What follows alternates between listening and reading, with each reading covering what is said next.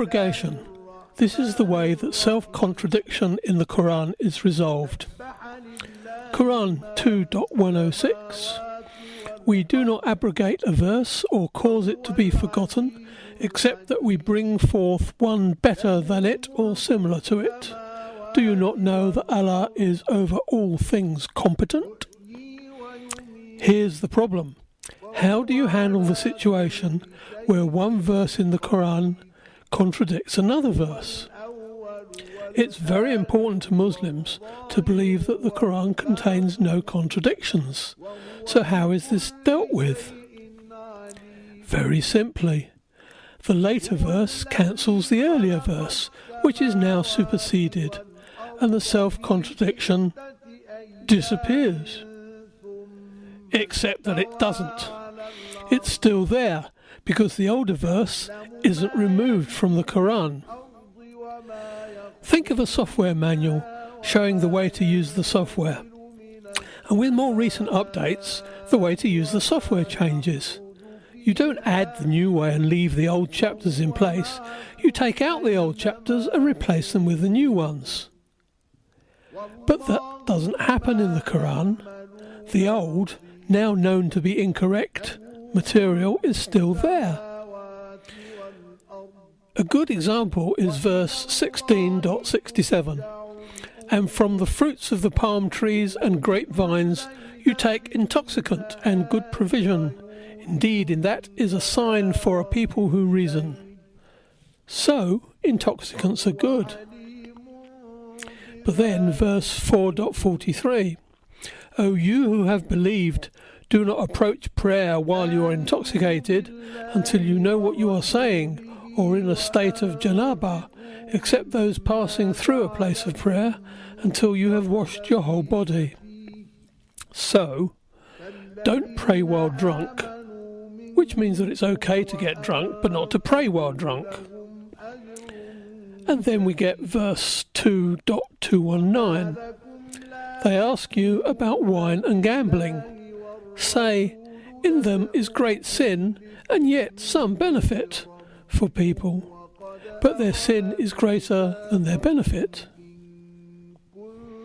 So now intoxicants have some benefit, but the sin is greater. And then the fourth in this series, verse 5.90. O you who have believed, indeed intoxicants, gambling, sacrificing on stone altars to other than Allah, and divining arrows are but defilement from the work of Satan, so avoid it that you may be successful. And so, with that verse, intoxicants are at last forbidden. So, we have 4 verses contradicting each other, but the law of abrogation means that only the most recent one is relevant, and the older ones are abrogated.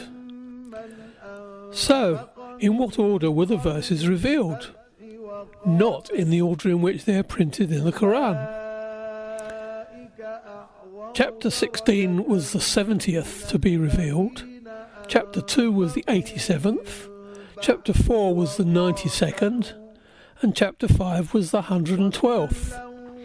So the Quran goes from wine is good to wine is part good and part bad to wine is bad. And that's why Muslims today prohibit wine. But you might ask, why did Allah change his mind? Good question. How come the knower of all knowledge didn't realize sooner that wine was bad for people?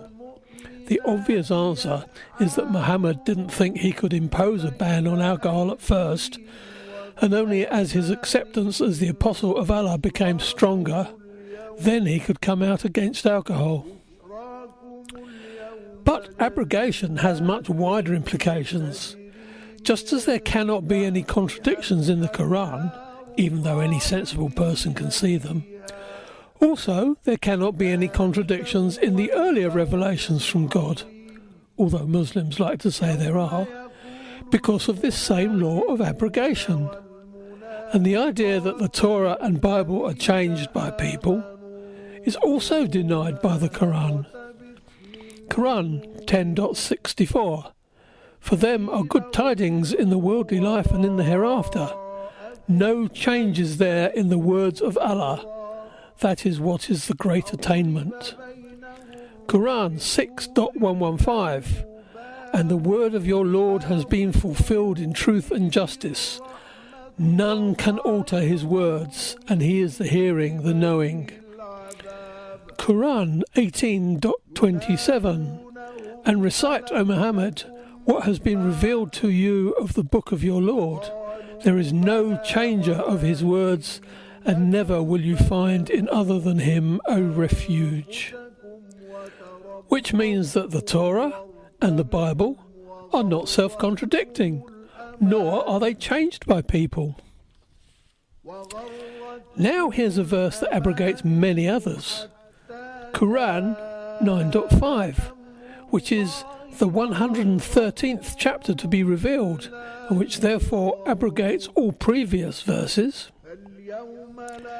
And when the sacred months have passed, then kill the polytheists wherever you find them, and capture them, and besiege them, and sit in wait for them at every place of ambush.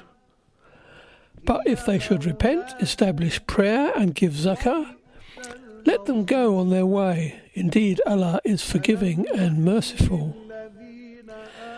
And that is why, just after Ramadan, some Muslims think that they have permission to kill polytheists, and Muslims believe that Christians are polytheists.